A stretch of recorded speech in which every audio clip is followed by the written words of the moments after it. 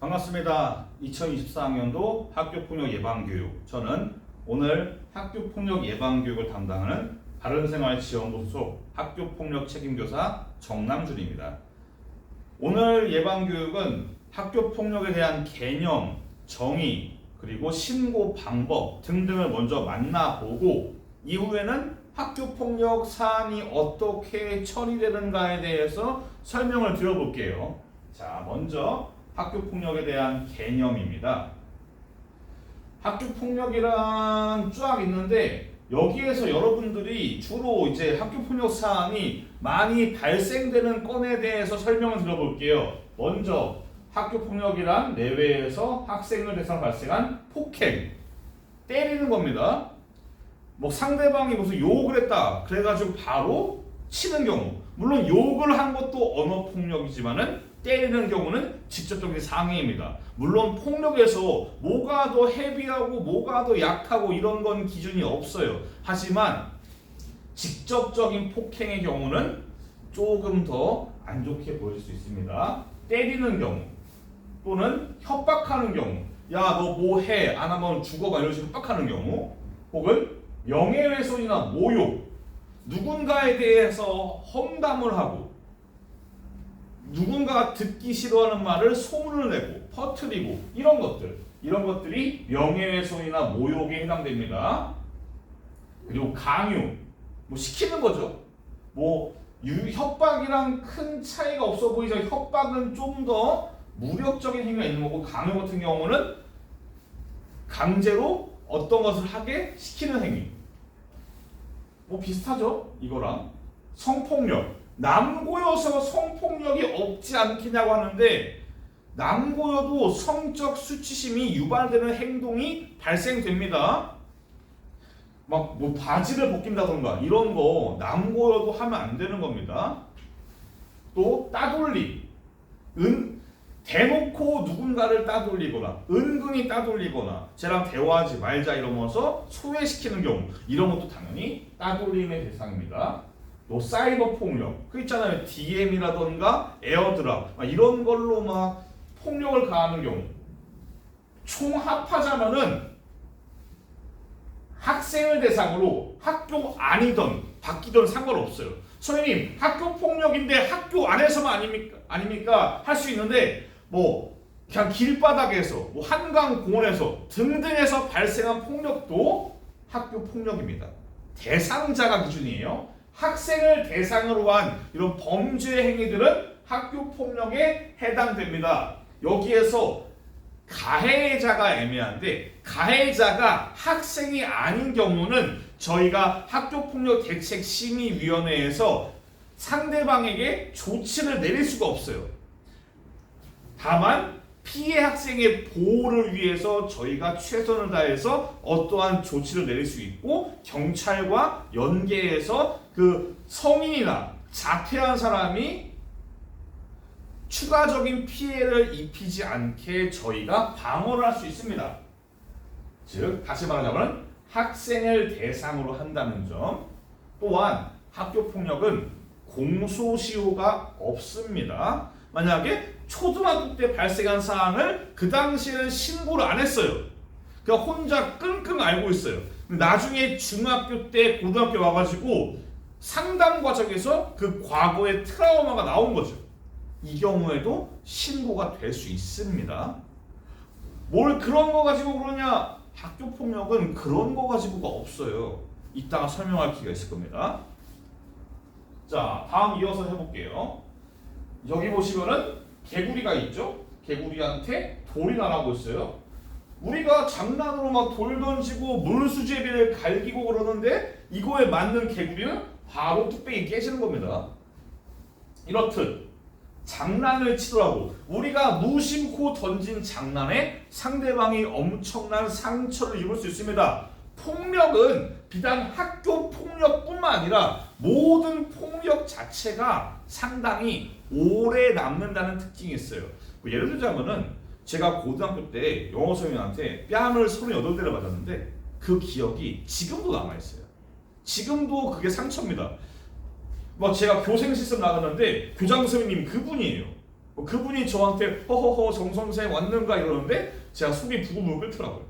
폭력은 상당히 기억에서 오래 남습니다. 학교 폭력은 어디까지가 학교 폭력이냐? 요게 말입니다. 정해지지 않았어요. 확실하게 이건 폭력이야, 이건 아니야, 그게 아닙니다. 예를 들어 볼게요. 제 실제 사례인데 제가 막 학교 순찰을 하다가 A 학생과 B 학생이 막 장난치면서 놀고 있어요. 야, B야, 너는 어머니가 안 계셔서 성실이 그따위냐? 야, A야, 너는 어머니가 안 계셔가지고 그렇게 장난을 치냐? 막 이런 식으로 서로 어머님의 안부를 물어보고 있어요. 자, 깜짝 놀라가지고 야, A야, B야, 이리 와봐라. 너네들은 뭔데 둘이서 서로 어머님의 안부를 물어보고 있냐? 라고 얘기를 했어요. A랑 B의 대답이 괜찮아요. 저희는 다 어머니가 안 계시거든요. 이러고 있어요. 일단 이 자체가 상식적인 장난이 아닙니다. 이런 거 하시면 안 돼요. 어머니, 아버지 안부 물어보는 거 진짜로 게임에서도 하면 안 됩니다. 우리가 게임에서 어머님, 아버님 안부를 많이 물어보는데 그러지 말라고요. 그것도 학교 폭력이 아닌 그냥 폭력이라고 그거는. 그건 나중에 저희한테 공문이 날아올 수 있어요. 네. 여튼간에 A랑 B랑 서로 어머니, 아버니 안부를 물어보고 있어요. 어머니 안부 물어보고 있습니다. 근데 A가 하도 장난치다 보니까 C한테도 똑같은 장난을 해요. 어머니 안부를 물어봐요. C는 이게 기분이 나빠요. 여기는 일상적인 장난인데 여기는 아닐 수 있어요. 물론 이거는 사소한 장난이 아니에요. 뭐 사소한 장난으로 예를 들어 볼게요. A랑 B가 있어요. 야, B야, 너는 왜 이렇게 키가 작냐? B가 키가 예를 들어서 작아요. 너 왜 키가 작냐? 막 뭐라고 해요. 그럼 뭐 임마 이러면서 서로 장난치고 놀아요. C도 키가 작아요. C한테 너는 왜 키가 작냐? C는 그 말이 듣기가 싫은 거죠. 장난은 상대적인 거예요. 되게 사소하게 툭툭 던지는 말이 그 상대방에게는 상처를 줄 수가 있습니다. 그 점을 여러분들이 명심하셔야 돼요. 소희님, 장난을 치면 안 되는 겁니까? 이따 말하겠지만은 장난을 치고 싶으면 상대방의 그 분위기를 보세요. 상대방의 기분은 나빠요. 그럼 물어보는 겁니다. 혹시 기분 나빴니? 나빴으면 사과하고 그 장난을 하면 안 되는 거예요. 상대방이 다 장난의 허용 범위가 다르기 때문에 그 사람의 허용 범위를 신경을 써줘야 돼요. 번거롭더라도 그래줘야 된다고요. 다음. 그래서 그런지 평소에 장난을 세게 하는 사람도 있어요. 평소에 막 욕을 걸걸하게 하고 그런 사람들은 진짜로 학교 폭력의 가해자가 되기 쉽습니다. 욕 많이 한다고 세 보이는 거 아닙니다. 명심하셔야 돼요. 욕 많이 한다고 강해 보이는 거 아니고 욕 많이 한다고 멋진 거 아니에요. 착각하지 마세요. 조심하셔야 돼요. 특히 커뮤니티를 하지 말라는 게 아니라 이 커뮤니티를 사용하면서 각종 비하 용어들이 있어요. 무슨 뭐 고인에 대한 비하, 지역에 대한 비하, 각종 비하 정서로 가득 찬 말들을 직접 하는 사람이 있어요. 제가 인터넷 커뮤니티에서 막 모니터링 하다가 보는 것들이 그냥 입으로 나와요. 이런 게 전혀 멋지지 않고 전혀 재밌지 않아요. 부디 현생을 합시다. 네트워크에서 쓰는 말은 네트워크로 쓰시고 네트워크도 마찬가지예요. 그냥 이 용어 자체가 비하적인 발언은 쓰면 안 되는 거예요. 그것도 마찬가지로 학교 폭력을 떠나서 사이버 범죄라고요. 사이버 모욕이라고. 이런 말이 있어요. 사람들이 이런 말 합니다. 유튜브에 댓글 갈기는 건 고소가 안 될 거야. 고소됩니다. 막 VPN 쓰면 괜찮을 거야. 됩니다. 다 고소돼요. 실제 사례들이 많습니다. 그리고 여러분들 부디 사이버 환경에서 뭐 게임이나 메신저 등등등 조심하셔야 됩니다. 부디 현실생을 충실하게 사시기 바랍니다. 또 우리가 가해자가 되지 않기 위해서 어떻게 해야 되냐? 우리가 보통 생각을 거치지 않고 바로 행동이나 말로 나오는 사람들이 있어요. 이런 경우가 있어요. 예를 들어서 서희님이 야 거기 자는 사람 깨워 라고 이야기를 해요. 자는 사람 깨울 때 어떻게 깨울까요? 야 일어나봐. 이게 정상적인 거예요. 바로 거기다가 뒤통수로 갈겨버려요. 그럼 맞은 애가 기분이 좋겠냐고요. 바로 일어나서 욕을 박는 거죠. 바로 갈기고. 실제로 자는 애들 깨울 때 학교폭력이 의외로 많이 나옵니다. 또 하나 나오는 게 제가 이 경험에서 나오는 가장 많이 나오는 장소가 식당이에요. 예를 들어서 식당에서 식판을 들고 가는데 부딪혀서 쏟았어요. 근데 상대방이 그 새로 산 흰색 운동화에 김치 국물이 떨어졌네요. 여기에서 보통 보면은 화까지 낼 수 있어요. 화를 내고 상대방이 미안합니다 이러면서 보상을 해드릴게요. 이게 정상적인 시나리오인데 여기에서 내 신발에 김치 국물이 분노가 조절이 안 되면서 바로 그 자리에서 돌려버리는 경우가 나와요. 이러지 말라는 거예요. 합리적으로 최대한 우리 인간이잖아요. 짐승이 아니잖아요. 일단 생각을 하고서 그 다음에 액션을 취하라고요. 이 행동이, 이 말이 상대방의 어떤 반응을 가져오게 할까? 혹은 이 행동이 과연 범죄가 될 수 있을까? 이 행동이 폭력적일까? 이런 것들을 고민을 해보라는 겁니다. 만약에 장난을 치거나 행동을 했을 때 상대방이 기분 나빠요. 상대방이 야 하지마 라고 얘기를 해요. 그러면은 뭐 임마 이게 아니라 상대방이 하지 말라고 하면은 안 하시면 됩니다. 상대방이 기분 나빠요. 야 그건 좀 그런데? 라고 말을 하면은 미안해 사과하면 돼요. 사과한다고 해서 쫄보가 아니라고요. 자존심이 너무 크고 자아가 좀 크신 분들이 좀 사과를 싫어하는 경우가 있어요. 내가 사과를 왜 합니까? 이런 경우가 있어요. 사과는 필요해서 하는 겁니다. 당연히 잘못을 했기 때문에 사과를 하는 거예요. 그건 당연한 거예요. 그래서 상대방이 기분 나빠하면은 사과하고 하지 말라고 하면 안 하면 되는 거예요. 네.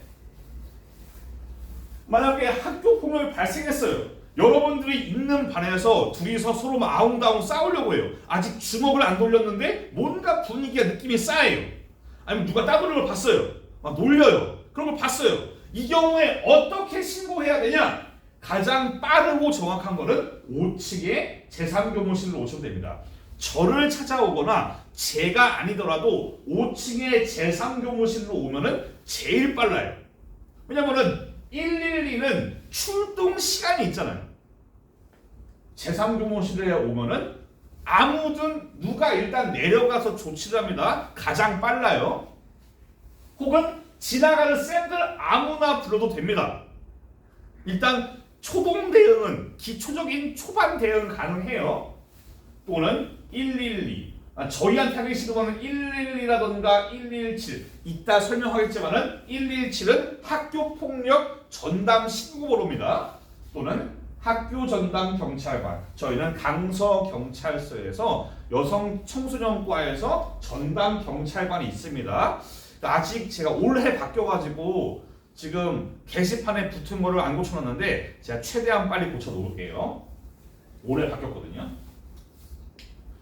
긴급한 상황 정말 일촉즉발이에요. 바로 뭔가 나올 것 같아요. 그런 상황인데 여기에서 가능하면은 말려도 됩니다. A랑 B가 뭔가 싸울 것 같아요. 그럼 중간에서 말려도 됩니다. 하지만 무리하지 마세요. 여러분들이 괜히 너무 끼어들었다가 여러분들이 학교폭력의 피해자가 될 수도 있습니다. 물론 그 경우에 제가 막 칭찬을 해드리는데 피해에 대해서 당연히 이것도 학교폭력이니까 대처는 해드리는데 너무 무리하게 상대방의 주먹을 막아가면서 할 필요 없다는 거예요. 그냥 적당하게 야 하지마 뭐 이런 느낌으로 말리라는 거예요. 또한 저희 반 애들이 저한테 장난치는데 너무 기분이 나빠요. 어떻게 하면 좋을까요? 저를 너무 많이 놀리는 것 같아요. 어떻게 하면 좋을까요? 이런 문의도 가능합니다. 이런 것들이 학교폭력의 시작 단계가 되는 거예요. 뭐 한 번 놀린다고 바로 학교폭력이야 이건 아니에요. 물론 놀리는 정도가 심한 경우는 그럴 수 있겠죠. 보통은 놀렸을 때 기분 나쁘다고 어필을 해요. 반드시 알아두세요. 누가 놀렸을 때 기분이 나빠요. 하지 말라고. 우리가 농담 삼아 얘기하는 멈춰 이런 거 아닌데 하지 말라고 이야기를 해요. 하지 말라고 이야기를 했는데 계속한다. 저한테 오시면 됩니다. 이거는 학교 폭력에 해당될 수 있고, 만약에 이런 걸로 학교 폭력은 싫어요. 그러면 그 학생에게 경고를 할 거예요. 하지 말라고. 어찌되었든 그 기분 나쁜 학생의 그런 편의를 최대한 봐드릴 테니까 주저하지 말고 제3교무실로 오시면 됩니다. 제가 상담해 드릴게요. 이건 신고 방법입니다. 직접적으로 교사한테 와서 상담할 수 있고요. 설문조사의 경우는 저희가 이제 4월에서 5월 사이쯤에 학교폭력 실태조사가 진행이 됩니다. 여기에서 실태조사를 하는 당시까지의 학교폭력 상황을 제보할 수 있어요. 말씀드린 것처럼 학교폭력은 공소시효가 없습니다. 중학교 때의 1학년의 경우는 중학교 때 그렇게 신고하면 되는 겁니다. 그런 것들을 아마 학교폭력 실태조사의 경우는 제가 나중에 다시 여러분에게 공지를 할 기회가 있을 거예요. 홈페이지, 저희는 학교 홈페이지에서 비밀 게시판을 운영하고 있지 않습니다. 그러면 어떻게 신고하냐? 담임선생님, 저, 다른 교사 혹은 동료 친구들 등등에게 이야기를 하면 돼요. 그런 게 좀 꺼림칙하다. 나는 뭔가 비밀리 하고 싶다. 여기를 쓰시면 돼요. 특히 117 학교폭력 신고센터에서 전화를 할 수도 있어요.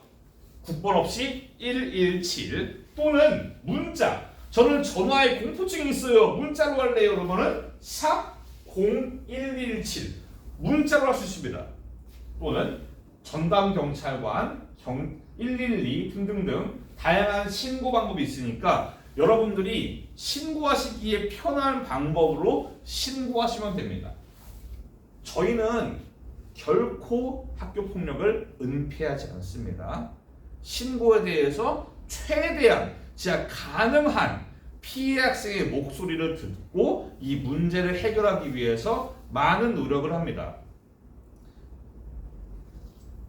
다음, 그럼 이제 학교폭력 사안 처리가 어떻게 진행되는지에 대해서 만나볼게요. 자, 학교폭력 상황이 발생을 했습니다. 막 반에서 애들끼리 싸워요. 이 경우에 저희한테 신고가 들어옵니다. 그럼 저희는 이 두 학생을 분리합니다. 이거는 필요시에 만약에 두 학생이 저희는 그냥 수업 들을게요. 저희는 분리 필요하지 않아요. 둘 다 분리가 필요하지 않다고 동의를 하는 경우 동의서를 받아서 분리하지 않습니다. 근데 학교에서 볼 때 이건 분리해야 될 것 같은데 라고 하면은 두 학생에게 이야기를 해서 분리를 진행합니다. 여기에서 보통 분리가 되는 쪽은 가해입니다. 가해. 폭력을 저지른 학생이 분리되는 겁니다. 피해 학생은 수업을 듣는 거고요.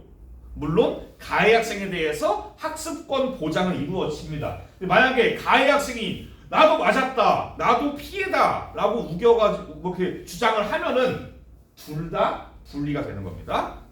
분리 조치가 진행이 되고요. 올해부터 도입된 겁니다. 가해 학생에게는 무조건적으로 긴급조치 2호가 시행됩니다. 여기에서 긴급조치 2호의 내용이 뭐냐? 바로 접촉과 보복을 금지하는 겁니다.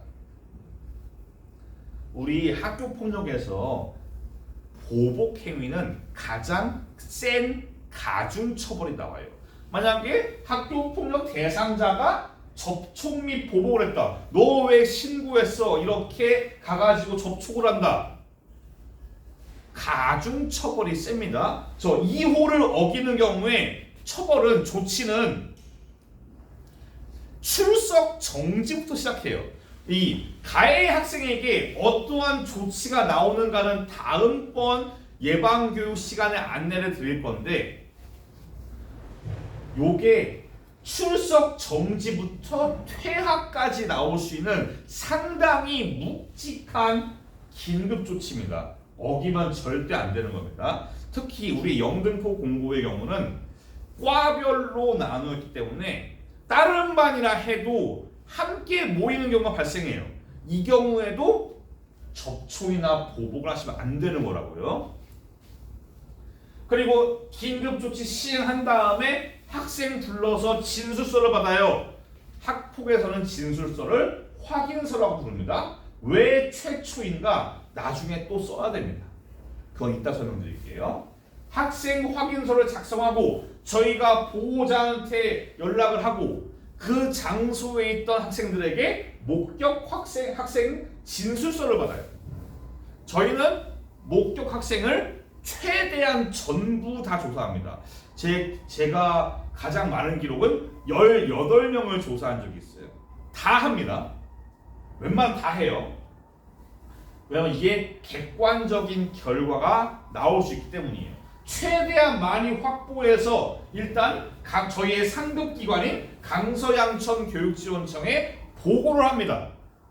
보고를 하면 어떻게 되냐? 그 다음에 교육지원청에서 학교로 학교폭력 전담 조사관이 와요. 이 조사관은 퇴직 교사, 퇴직 경찰, 전문 상담사 등등등 이 학교폭력 관련해서 전문가라 할 수 있는 사람들이 오는 겁니다. 와서 관련 학생, 피해든 가해든 관련 학생과 보호자를 면담을 합니다. 이 과정에서 진술서를 한번 더 씁니다. 이게 추가 확인서예요. 이런 말이 나올 수 있어요. 아니 왜 또 씁니까? 귀찮고 힘들어요.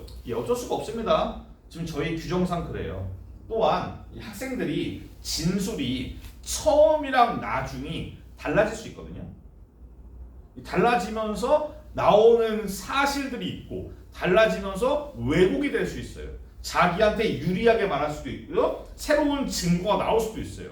그렇기 때문에 추가 확인서를 작성하고 목격 학생을 면담해가지고 이 조사관이 학교폭력 사안을 확인하는 겁니다. 이 사안은 이렇게 된 거구나. 파악을 해서 보고서를 만듭니다. 이 사안 조사 보고서를 만들어서 요거를 교육지원청에 제출을 합니다. 이제 이 사안 조사 보고서를 바탕으로 해서 저희 학교에서는 학교폭력 전담기구가 짜잔 개최되는 겁니다. 여기에서는 뭘 하게 되냐? 이걸 가지고 이거를 학교장을 해서 자체 해결하느냐 아니면은 교육지원청으로 올리느냐 두 가지를 결정해요. 만약에 우리가 이 사안은 경미한 사안이라서 둘이서 관계 회복만 하면 될 것 같다 라는 경우는 자체 해결을 해요. 그런데 이따가 보겠지만은 자체 해결이 허용되지 않는 범위가 있어요. 이 경우에는 저희가 교육지원청으로 심의를 요청합니다. 그러면 학교장 자체 해결은 어떤 것을 대상으로 하냐? 조건입니다.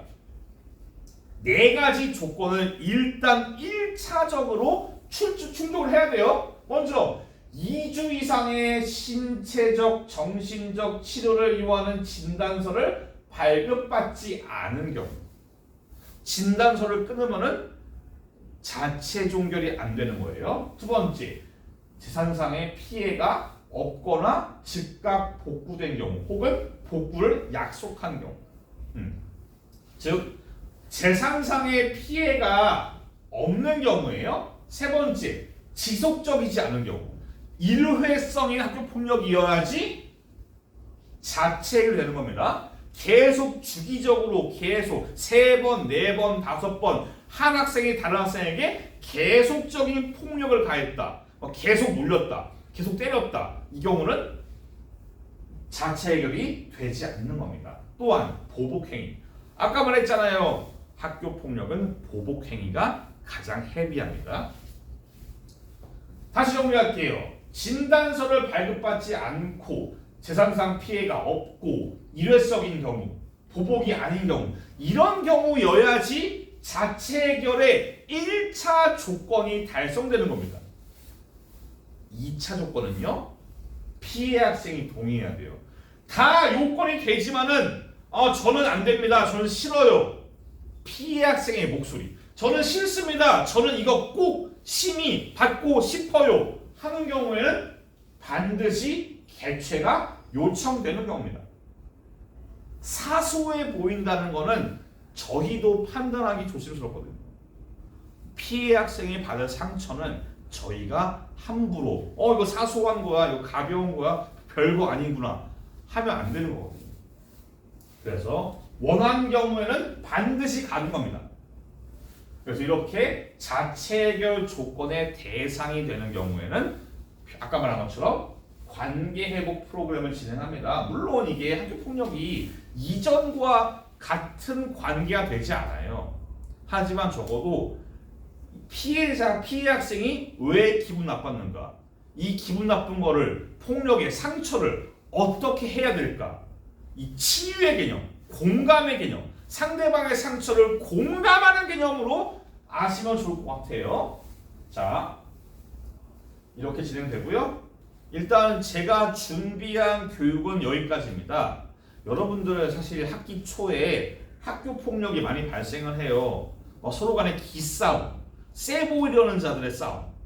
나는 여기에서 약해 보이지 않을 거야 이러면서 괜히 욕받고 괜히 막 시비 걸고 이런 경우 되게 많아요. 이런 거 전혀 멋지지 않습니다. 생활기록부에 남을 수도 있어요. 학교 폭력은 생활기록부에 남을 수도 있습니다. 모든 게 남는 게 아니에요. 중대한 학교 폭력은 생활기록부에 남아가지고 여러분들 대입이라던가에 영향을 끼칩니다. 여러분들이 부디 남에게 상처 주는 일이 없고 자기도 상처받는 일이 없게 서로 간에 젠틀하고 매너 있게 영등포 공부에서 학교 생활을 계속 하시길 바라겠습니다. 일단 여기까지고요. 항상 학교폭력 신고 접수 문의는 5층 제3교무실이라는 거 잊지 마십시오. 감사합니다. 고생하셨습니다.